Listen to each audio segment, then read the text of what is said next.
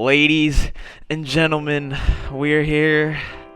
It's not season 3 yet, but we're here to give an interview. Probably gonna be doing these weekly throughout the season, and kind of start now in order to get everyone done before the season ends. So, got the season 2 champ here, Mnaz. How you doing tonight?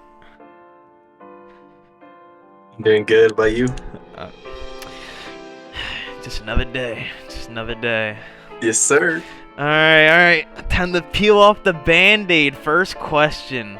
How are you feeling coming off the championship run in the previous season? How are you feeling about that? I mean, it's kind of awesome to win. Definitely unexpected. Un- Um, because I didn't think I was going to win. I had ambitions for top four, or I would have been very, very disappointed. Um, I think the best thing that happened was I was playing probably my best Pokemon in playoffs. I just popped off in playoffs, and uh, that allowed me to win because I didn't take a game off of you, right? no, I At don't think all. so.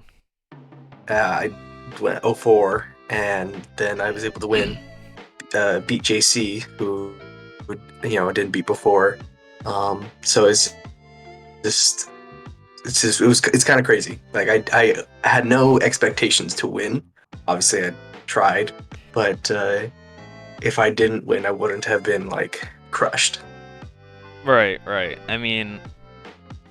That's really just what it comes down to. I mean, as long as you can make it to that playoff time, I mean, anything can happen. I mean, not as not as glorious as yours, but I mean, when I think of playoff runs, I think of someone like Chris. Granted, he lost first round of playoffs, but end of season, he got the wins he needed, got into that tournament with Chase and Tabs, and swept them both to get. He went from being tied with B for the worst record to getting fifth seed in playoffs. I mean, really, it's just a matter Yep. of getting to that end of season, making sure you can get the playoffs, and then from there, anything can happen. So, I mean,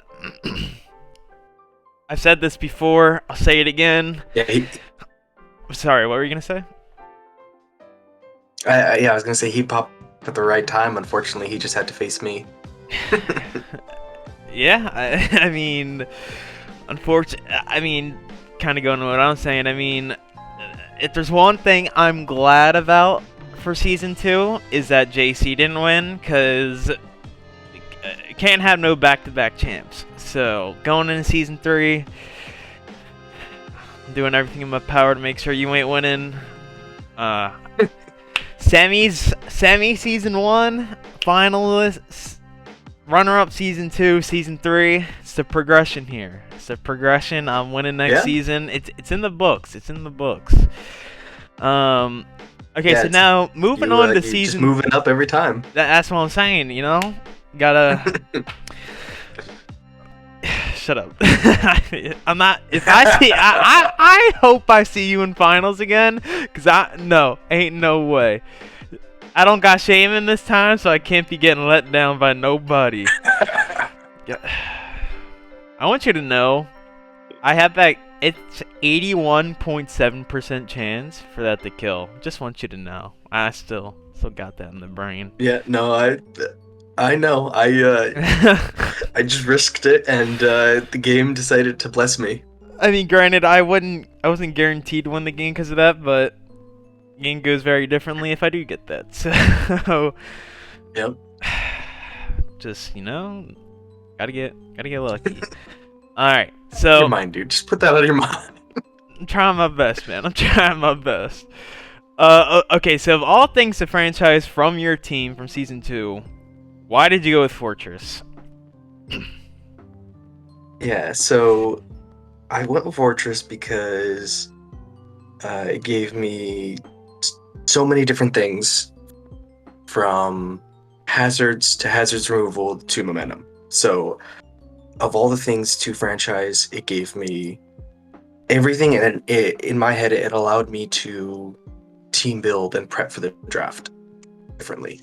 Like if I were to draft one of my top picks, like to the tier ones, it kind of, puts me in a position where I'm building around that, and then you might not get certain things. But with Fortress, it allows me to be more flexible because now I have hazards. I have hazard removal. I have momentum, and I have, I'm on with Sturdy that can use Rocky Helmet, that can do many different things like ran it, especially in the finals. So it just, of all things to franchise, it helped me be the most flexible in the draft. Yeah, because when we first announced that we're doing franchising and all that, I agree with your standpoint on not franchising a tier one. So I wasn't, even though you looked extremely comfortable in the Zarude, I wasn't expecting you to redraft that or the Alakazam, but I was very surprised you did not go with the Bronzong. I was really expecting it. He brought it because Fortress, he Yep. brought it like here and there, but Bronzong was like a team staple. He was there like every week. Yeah, he was my boy. And it was I had, yeah, those were the three that I even thought about franchising. Everybody else, was on the chopping block. Like it didn't matter. Those three were the ones I was thinking about. Um, the reason why I didn't go with Bronzong was because of my other typings that I want to put into this next draft. So it kind of conflicted. And on my last team, I had, a little bit of a Shadow Ball spam, weakness. And so I kind of went away from that. Kind of sad because Bronzong's my boy, and it did so well for me. But I think when I think about it, um, I drafted with those in mind in terms of those were kind of the core, right? And then I traded for Fortress, so I didn't have a good feeling on what he can do. I learned later on about the benefits and started to put him more in later towards playoffs and last couple of games, but it definitely took a learning curve to kind of understand him. And then now I just feel like he's going to be the staple. He's going to be the new Bronzong on my team, I think. Yeah, I mean, I said this after finals, but when I loaded in, I saw Fortress. I was like, "Oh fuck, this is not gonna be good. It's not gonna be good."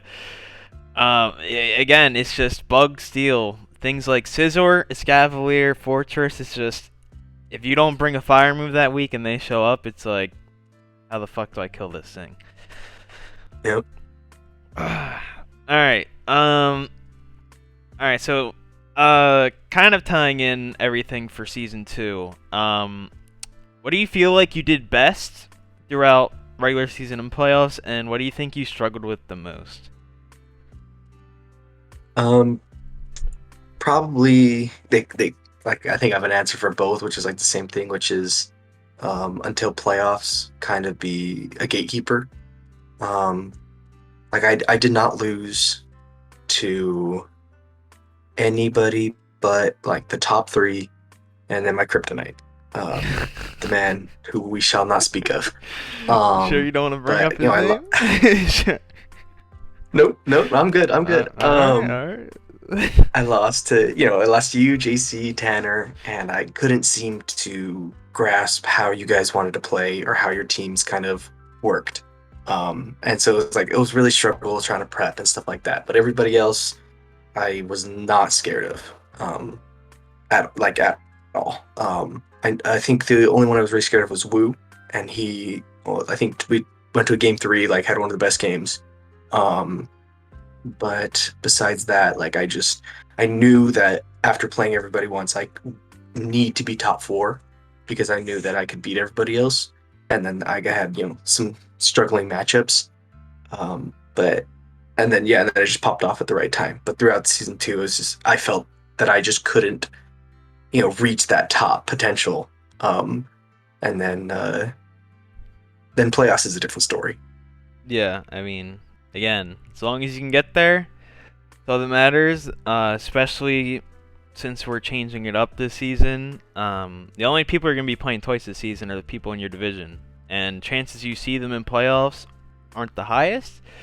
So really, instead of playing someone 3 times a season, you're only going to be playing them like usually at most twice. So I mean, it really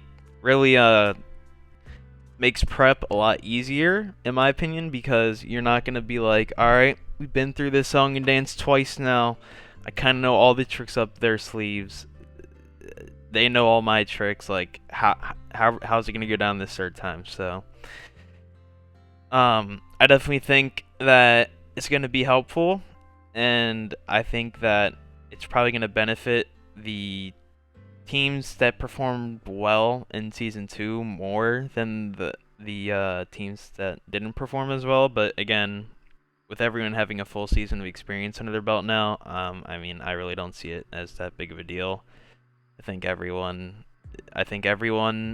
going into season 3, besides Nick because he's new, I think 15 out of 16 teams I anticipate to be playoff contenders, and even Nick, he could show up and surprise everyone. So there's really no telling, because I mean, you were new going into season 2 and you won the championship. So Yep. again, there's really no telling. As long as you can just show up every week and bring the best sets, that's all that really matters. Yeah, I agree. All right. So going into season 3. Your division is an interesting one. Let's just say I might have done this intentionally, because number 1, funny, and number 2, I think it makes for good. I think you guys are all competitive with each other, but you're in a division with B, Tabs, and one of our new coaches, Noah. Obviously, you can say yourself, but besides yourself, since you obviously won everything season 2, who do you see being your biggest competitor in this division? Definitely B, not tabs, because Oh, tabs is free. okay, Uh, okay.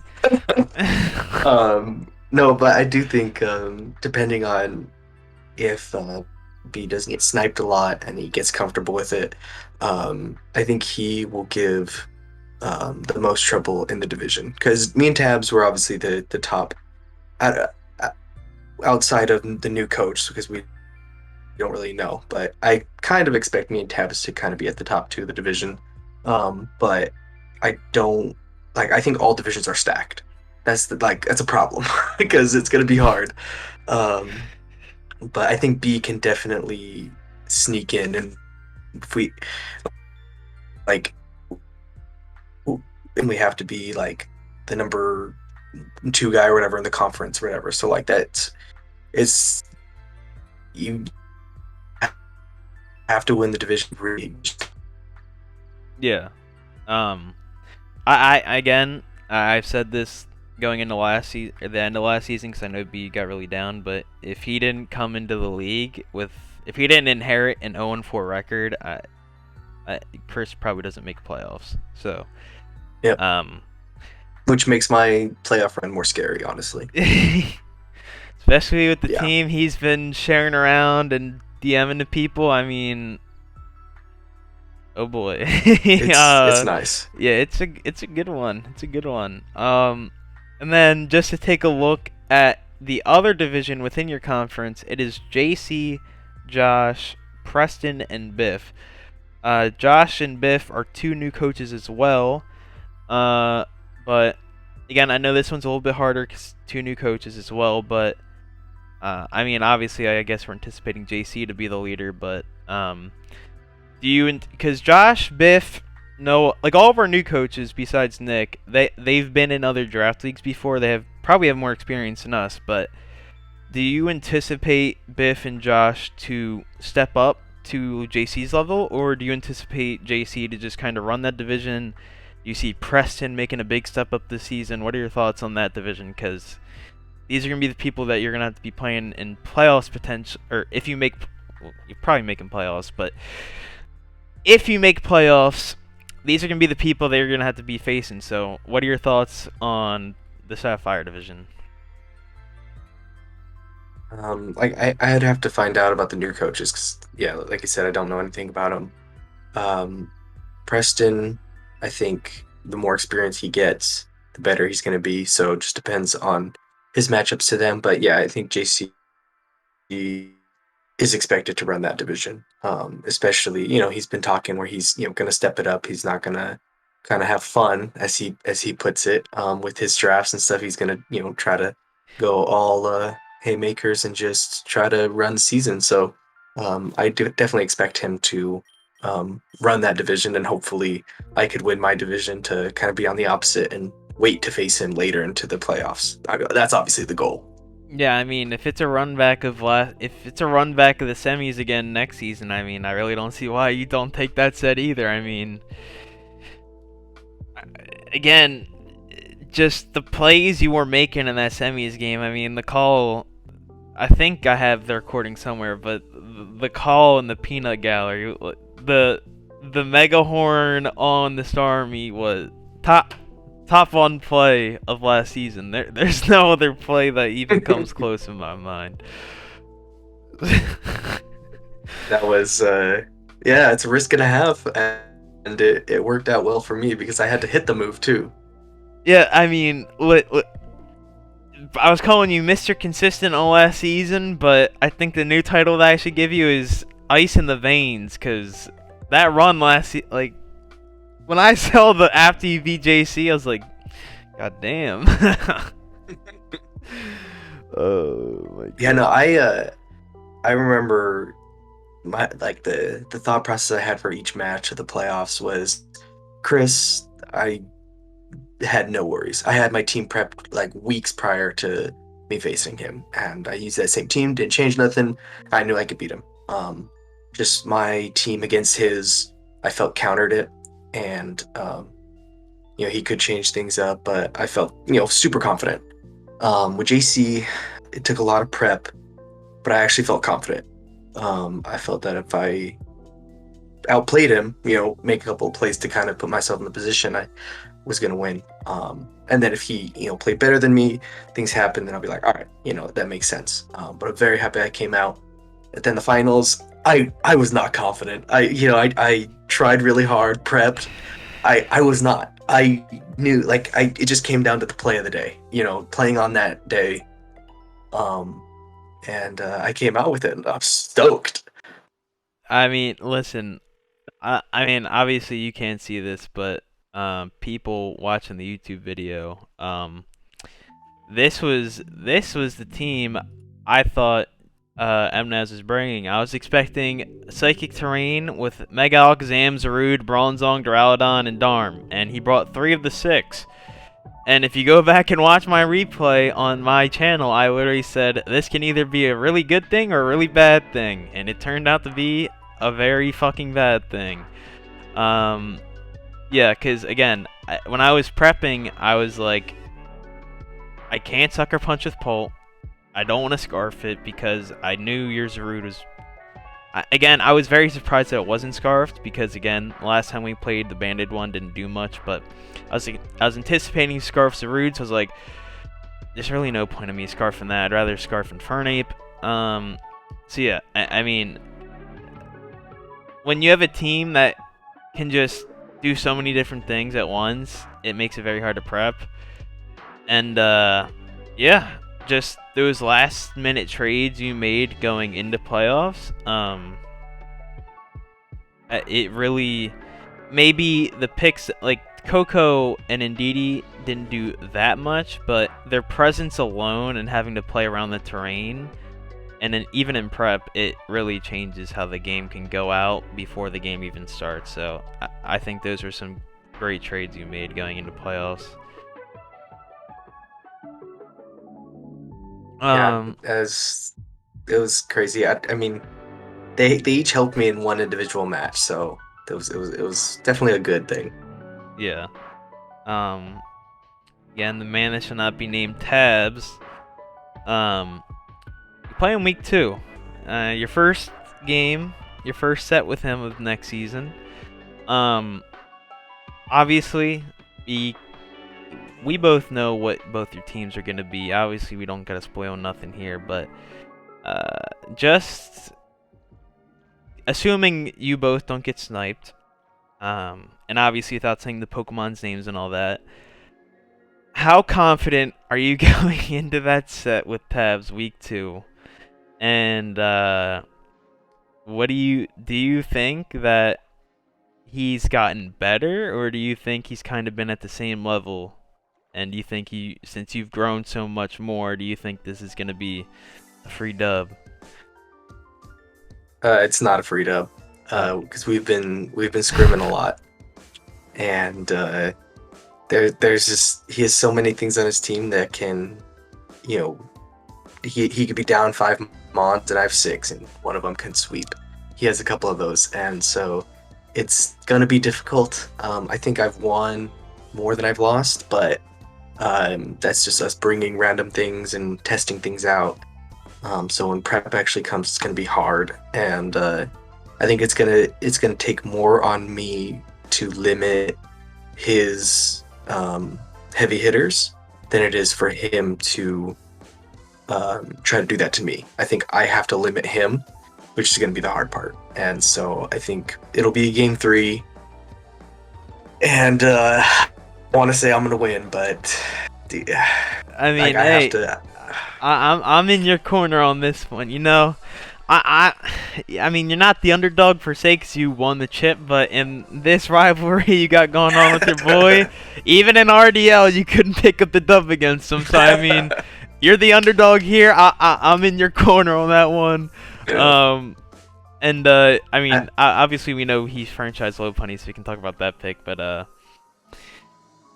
was low punny the one giving you the most issues, or was it some of the other things that were giving you the most trouble in your little mock battles? it was other things. Lopunny will always be good. Yeah. Um, there's no getting around it, but I think with some of the mons that I have, or if I'm able to get them, I think they deal with Lopunny fairly well. Because Lopunny just takes away 2 mons. It'll kill 2 mons whether you want it to or not. So you have to prepare for it, and then I think, because the way I've been playing it is, I think Lopunny and his other mons that he has kind of kill different targets.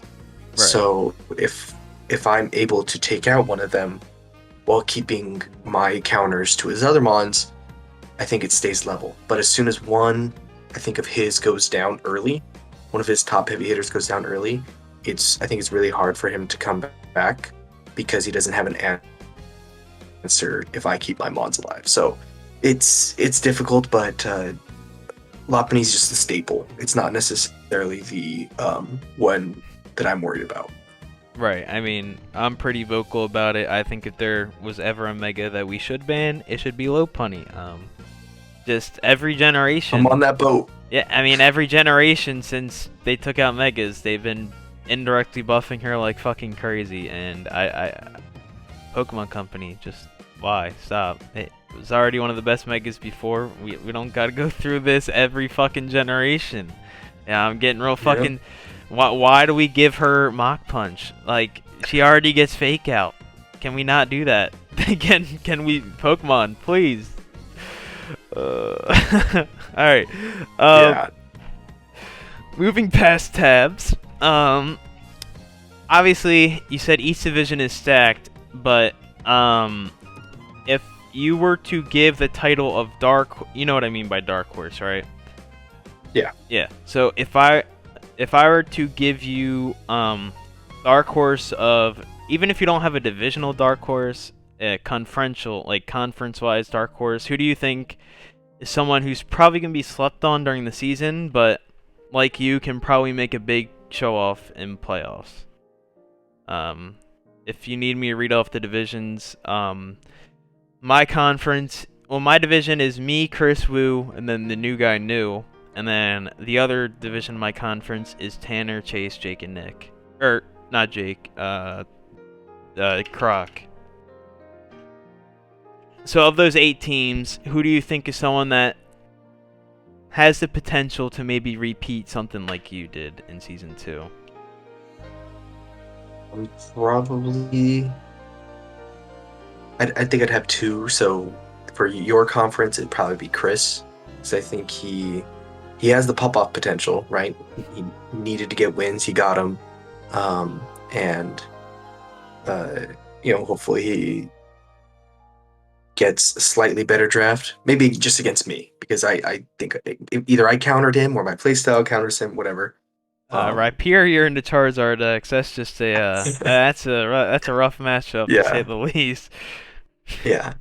So like if I don't have a direct counter to him, he can win it all and stuff. And then for our conference, it I think you would agree. I think it'd be B, right? Because if he didn't get the straight 0-4, he'd be in the playoffs. He'd have a better mental, and he had an amazing team, and I think he can draft an amazing team. And there's no reason why he shouldn't be contender to playoffs. Yeah, I absolutely agree. Honestly, I think in my division and conference, I think Wu's another one. I think Wu, Oh yeah. he could have made the he could have made that play-in tournament as well and taken Chris's spot, but he had a pretty. I mean, I don't like saying sets or hacks, but that I've never seen a set that atrocious in my life. I don't think he got to play the game at all.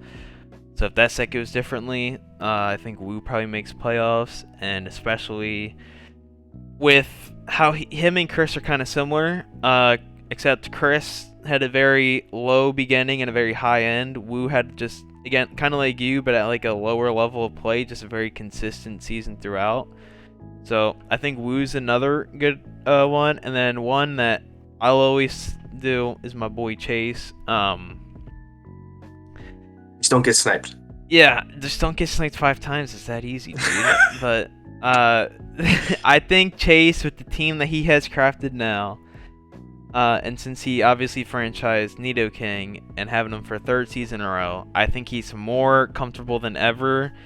And I think, especially since he's in the division with Tanner, and he's beaten Tanner 2 times in a row. He beat him both times last season. I think it's kind of like the you and Tav's mind games where it's like Tanner's like, this set has to be a must win when we play. And if Chase manages to go up 3 in a row against Tanner, that does some real mental damage. So Yep. I'm looking forward to your match with Tabs week 2. And then whenever Tanner and Chase play, I think that's going to be another super important set. So yeah, those are kind of my votes for dark horses, and then yeah, for your conference, I would agree with B. And honestly, obviously we don't know how they play, but I think Josh. I don't know why. I just get vibes about him. Tanner said he played him in another league that they were in, and he said he was pretty good. So I think Josh will probably be a pretty someone to keep an eye on. Whether he can stand up to people like JC that are also in his division, we'll have to see. But I think Josh can definitely give a good run.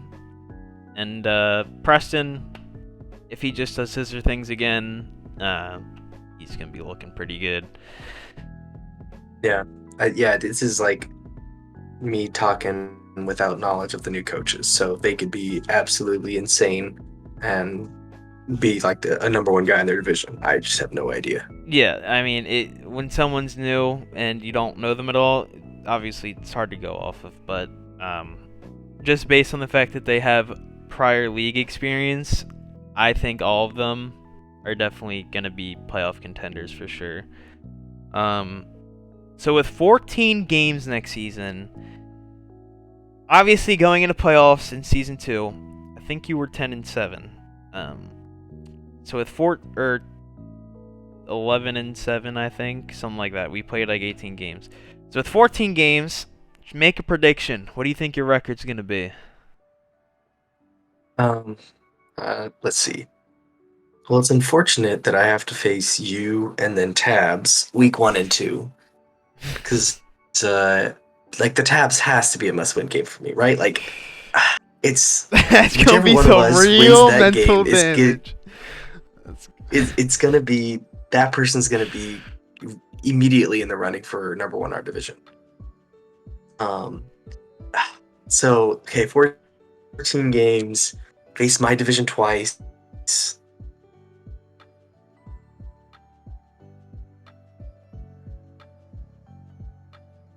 I would say I would want at least 8 games. If I were to make a hard prediction, I would think I would if I get my team. So if I get my team that I want, I can see myself going 10-4.